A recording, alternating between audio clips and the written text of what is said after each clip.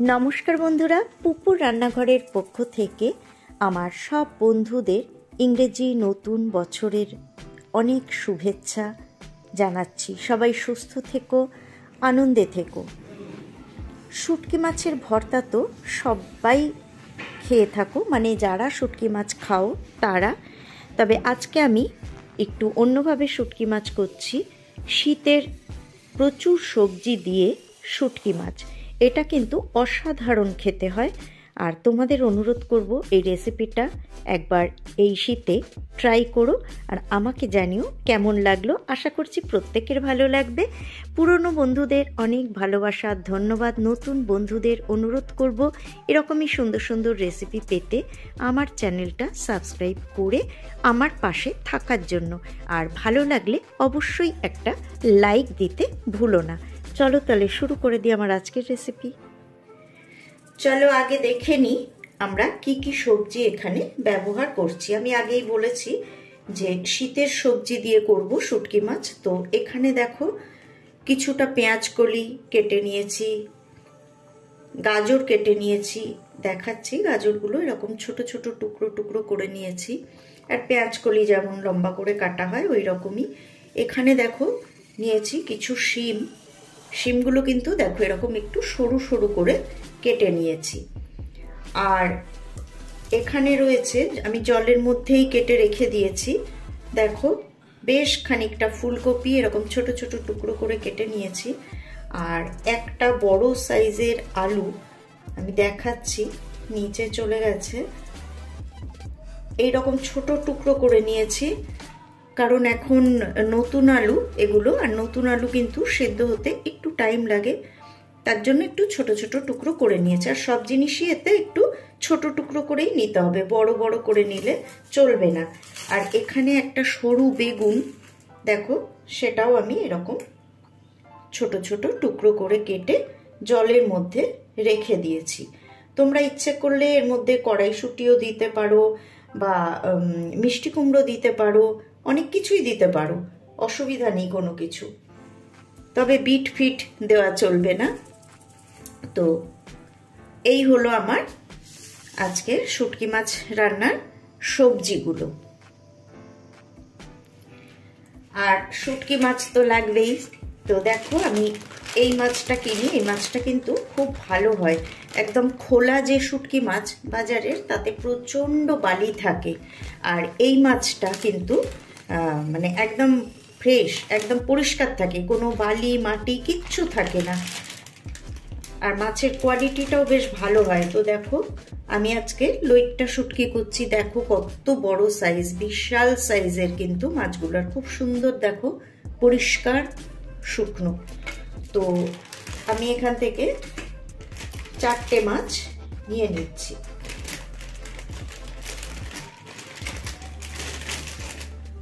এটা 100 গ্রামের প্যাকেট, তো আমার 2 দিন হয়ে যাবে, আমরা লোক কম।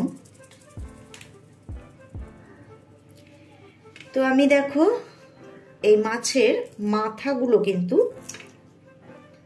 কেটে ফেলছি, এগুলো আমি নেব না।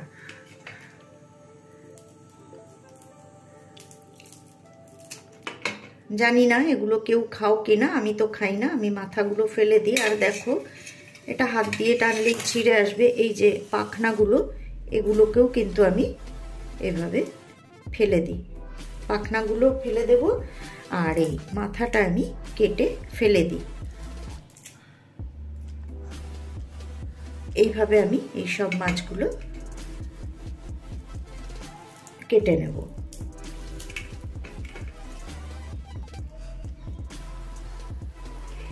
আমি কড়াইয়ে কিছুটা জল দিয়ে দিয়েছি গরম হওয়ার জন্য। আর এর মধ্যে এখন আমি হাফ চা চামচ দিয়ে দেব নুন। আর মাছগুলো এর মধ্যে দিয়ে দেব, ভালো করে ফুটিয়ে মাছগুলো সেদ্ধ করে নেব।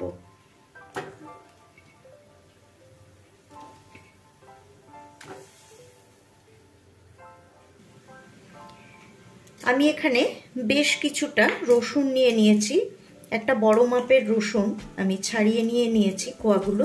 তো মাছগুলো সেদ্ধ হতে একটু সময় লাগবে, ততক্ষণে আমি এই রসুনগুলো থেতো করে নেব।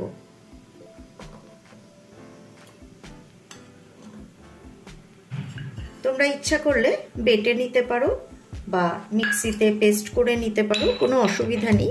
তবে আমি একটু এইভাবে থেতো করেই এগুলোকে দেব।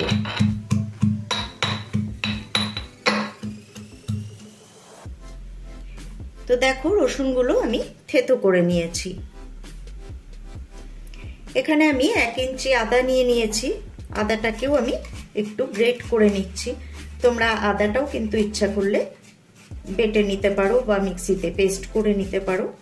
তো আমি কাজ সহজ করার চেষ্টা করি সব সময়, যে কারণে আমি এটা গ্রেট করে নিচ্ছি, কারণ এতে কিছু ফারাক হবে না।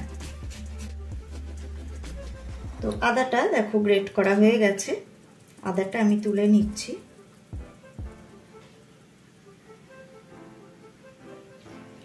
দুটো বড় মাপের পেঁয়াজ আমি নিয়ে নিয়েছি, এগুলোকেও আমি কেটে নেব। আমি কেটে নিয়ে তারপর দেখাচ্ছি কিভাবে কাটলাম। তো পেঁয়াজগুলো কেটে নিয়েছি, দেখো পেঁয়াজগুলোও দেখাচ্ছি। আমি কিন্তু কুচিয়ে নিইনি, এরকম টুকরো টুকরো করে নিয়েছি। পেঁয়াজগুলো একটু ছোট ছোট করে টুকরো টুকরো করে নিয়েছি, যেমন সবজিগুলো কেটেছি ঠিক একইভাবে। তো চলো এবার দেখে নিই মাছটা সেদ্ধ হলো কিনা। মাছটা সেদ্ধ হতে হতে কিন্তু আমার দেখো পুরো মশলা রেডি হয়ে গেল।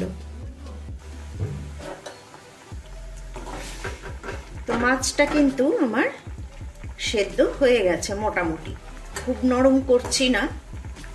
এখন আমি গ্যাসটা অফ করে এই জলটা ফেলে ঠান্ডা জল দিয়ে একটুখানি ধুয়ে নেব।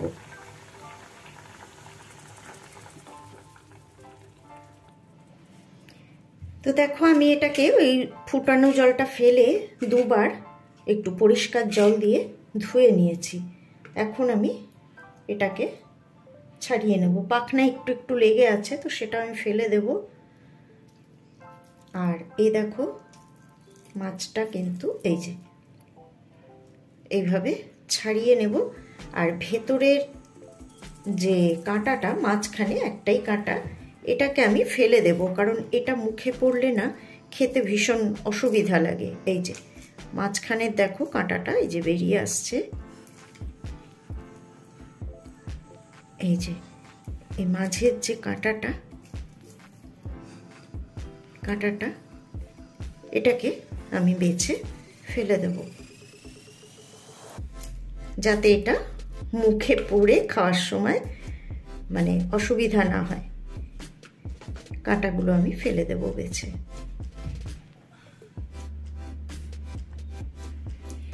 তো দেখো আমি এভাবে ছাড়িয়ে নিয়েছি, আর মাঝের কাঁটাটা দেখেছই ফেলে নিয়েছি।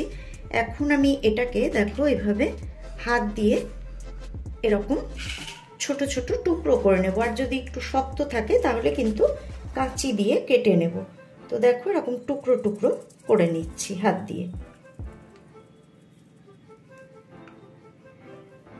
এই যে। আর এরকম টুকরো টুকরো করে নিলে বেশ মুখে পড়বে, খেতেও ভালো লাগবে। এরকম সবটাই আমি এভাবে টুকরো করে নেব।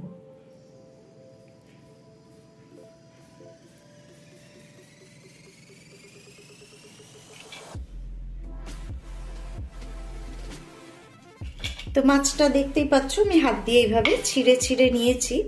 আর এখন আমি এর মধ্যে অল্প একটু নুন আর অল্প একটুখানি হলুদ গুঁড়ো দিয়ে এটাকে ভালো করে এভাবে মাখিয়ে নেব। যেমন আমরা মাছ ভাজি, টাটকা মাছ যেমন আমরা ভাজি নুন হলুদ মাখিয়ে, ওই রকম আমি মাছটাকে নুন হলুদটা মাখিয়ে নিলাম। এদিকে কড়াইয়ে আমি আগের থেকেই অল্প একটু সর্ষের তেল দিয়ে রেখেছিলাম। তো তেলটা কিন্তু গরম হয়ে গেছে। আমি তেল পরে আবার ব্যবহার করব, এখন অল্প একটু তেল দিলাম এই মাছটা ভাজার জন্য।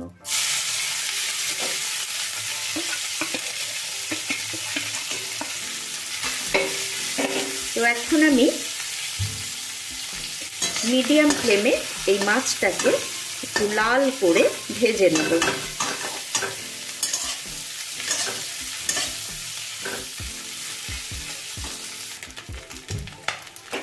মাছটা দেখতেই পাচ্ছ লাল লাল করে ভাজা হয়ে গেছে। এখন আমি মাছটাকে তুলে নেব।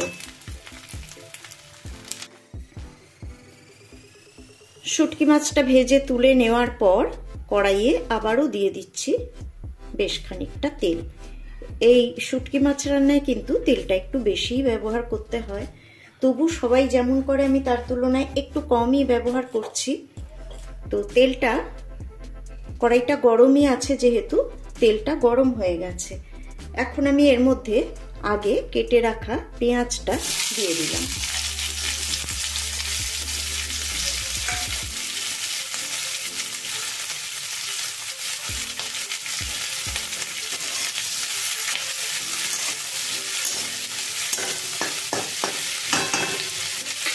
আর এই পেঁয়াজটার সাথেই ধুয়ে কেটে রাখা আলু আর ফুলকপিটাও আমি দিয়ে দিচ্ছি।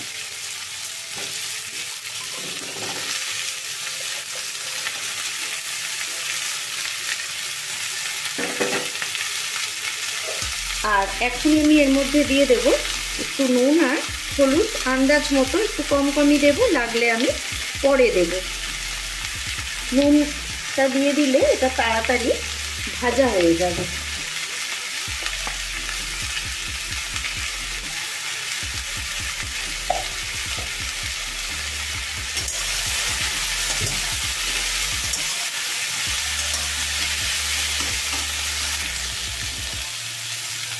আলু পেঁয়াজ আর ফুলকপি ভাজা হয়ে গেছে, দেখতেই পাচ্ছ রং ধরে এসছে।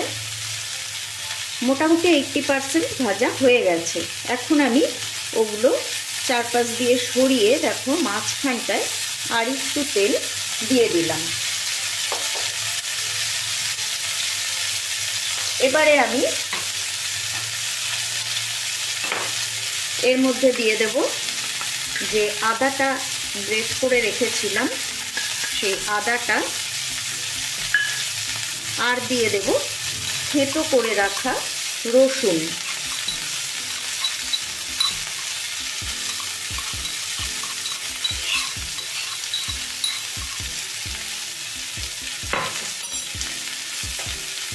এবার এটাকে আমি এখানটাতে রেখে একটুখানি ভাজা ভাজা করে নেব।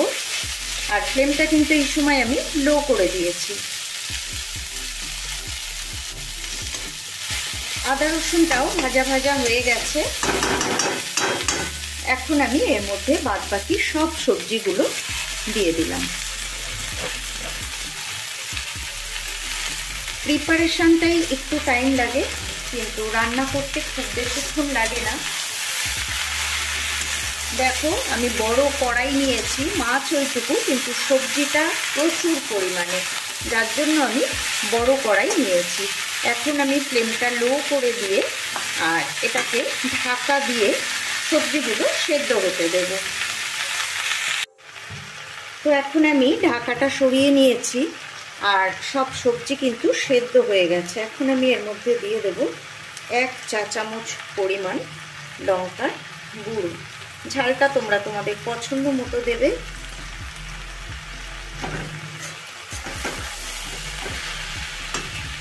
আর দিয়ে দেব ভেজে রাখা মাছটা।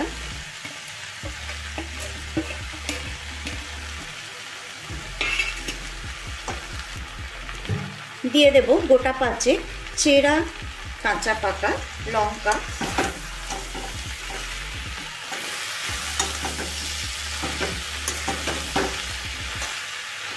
রান্না প্রায় শেষের পথে, কিন্তু যেহেতু মাছটা দিলাম তাই আরেকটুখানি লো ফ্লেমে এটাকে রান্না করতে হবে। আর সর্বশেষ আমি এর মধ্যে দিয়ে দিচ্ছি কিছু কুচনো ধনেপাতা।